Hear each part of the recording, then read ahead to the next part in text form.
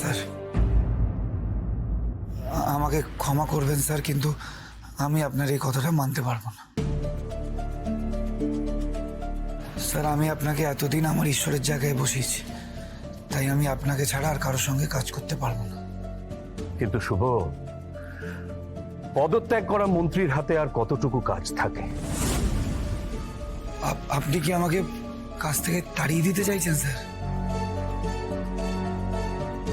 বড় উল্টোটা, আমি তোমাকে নতুন কাজ খুঁজে দিতে চাইছি। তার তো কোনো প্রয়োজন নেই স্যার। আমি এমনি চাই না যে আমার একটা ভুলের জন্য আপনি নিজের পদ থেকে পদত্যাগ করেন, কিন্তু আপনার সিদ্ধান্তের ওপর কথা বলার সামর্থ্য আমার নেই, তাই আমি কিছু বলতে পারছি না স্যার। স্যার, ঈশ্বরের সেবা করা যেমন একটা ভক্তের ধর্ম, তেমনি আপনার সেবা আমি নিজের ধর্ম বলেই করে যেতে চাই স্যার। আমি অন্য কারোর অ্যাসিস্ট্যান্ট হতে চাই না স্যার।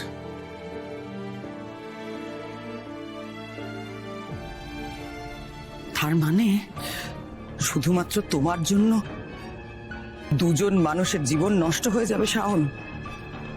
তোমার বাবা যদি পদত্যাগ করেন, বীরুর জীবনটা তো নষ্ট হবেই, তার সঙ্গে শুভর জীবনটাও শেষ হয়ে যাবে।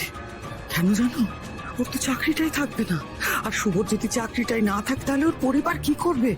পথে বসে যাবে, একেবারে ভেসে যাবে। তুমি তো নিজের কানে শুনলে শাওন, শুভ তো আর কারোর বিয়ে হবেই না। তুমি কি এটাই চাও শাওন? সারাটা জীবন তোমার এই শুভ রাস্তায় রাস্তায় ঘুরে বেড়াক, বেকার হয়ে ঘুরে বেড়াক, তুমি কি চাও?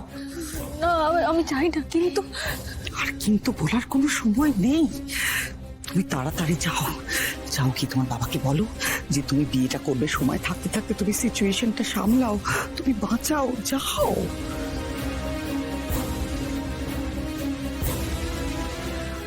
এখন থাক, এ নিয়ে আমি তোমার সঙ্গে পরে কথা বলবো। দরকার হলে প্রদীপের সঙ্গেও আমি কথা বলবো।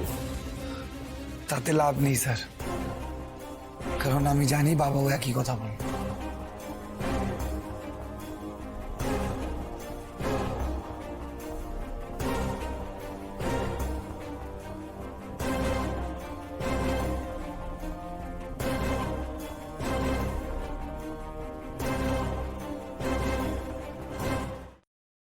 একটা সই শাওন, একটা মাত্র সই করে দিলে সবকিছু শেষ হয়ে যাবে।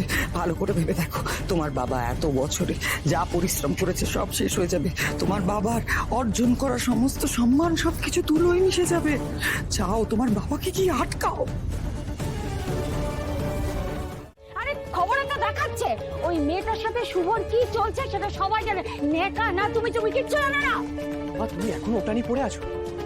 নিউজ দেখে বুঝতে পারো না এখানে শুভর কোনো দোষ নেই? মা, তুমি শুনলে না শাওন ম্যাডাম কি বললেন? শাওন ম্যাডাম নিয়ে গেছিল শুভকে ফার্ম হাউসে। আচ্ছা, শুভ কিচ্ছু বোঝে না, ও দুধ ভাত খায়। হ্যাঁ, মন্ত্রী মশাই মেয়ে বললো আর ও সুসুর করে ওর পেছনে চলে গেল। শোনো, এসব ন্যাকামো কথা না, ন্যাকামো কথা কেউ বিশ্বাস করবে না। সবাই জানে ওই মন্ত্রীর মেয়ের সাথে শুভর কি চলছে। হ্যাঁ,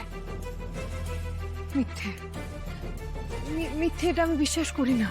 শুভ যখন আমাকে একবার বিয়ে করতে রাজি হয়েছে, আমি জানি শুভ শুধু আমাকেই ভালোবাসে।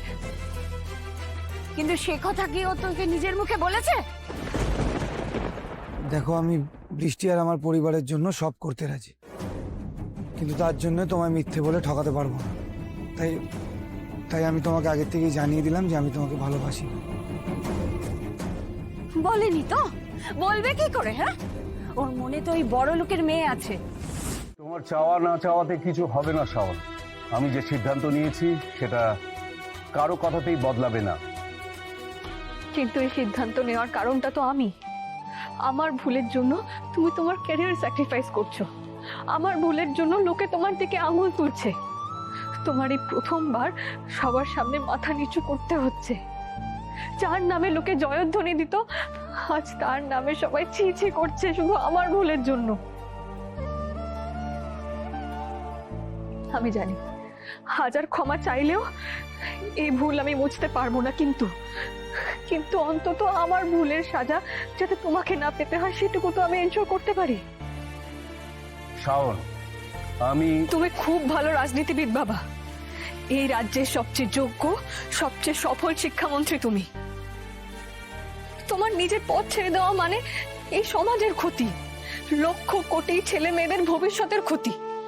আমি চাই না আমার ভুলের জন্য এতজন মানুষের ক্ষতি হোক, সবাইকে এর মাসুল গুনতে হোক। তুমি বুঝতে পারছো না শাওন, এখন আমি রেজিগনেশন না দিলে সবটা কিছুতেই সামাল দেওয়া যাবে না।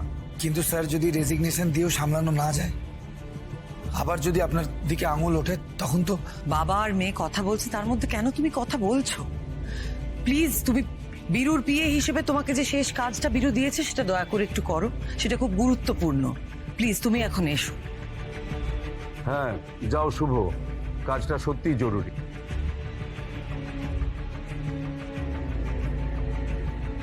বাবা, শুভ কিন্তু ঠিকই বলেছিল, তুমি রিজাইন করলে সবার চোখে তুমিই খারাপ হবে, সবাই তোমাকে আরো ভুল বুঝবে, কেউ তোমার পাশে দাঁড়াবে না। তাই তোমার পথ ছেড়ে কোনো লাভ নেই বাবা। আসলে সাধারণ মানুষ জেনে গিয়েছে শিক্ষামন্ত্রী আজকে পদত্যাগ করছেন। আসলে স্যার তো কখনো মিডিয়ার সামনে নিজেকে ডিফেন্ড করার চেষ্টা করেননি, তাই সবাই ধরে নিয়েছে এতে উনিও দায়ী, তাই তো? কিন্তু আজ সবাই জানবে আমার বাবার বিরুদ্ধে তাদের তোলা সব অ্যালিগেশনস ভুল। জানবে বাবা নিজের সিদ্ধান্ত পাল্টেছে, মেয়ের দোষ থাকতে বাবা আর রেজিগনেশন দিচ্ছে না। দরকার পড়লে এই কথাগুলো মিডিয়ার সামনে আমি বলবো, ওদের সব প্রশ্নের উত্তর দেবো, জানাবো সবাইকে যে আমার দোষের দায় আমার বাবার হতে পারে না।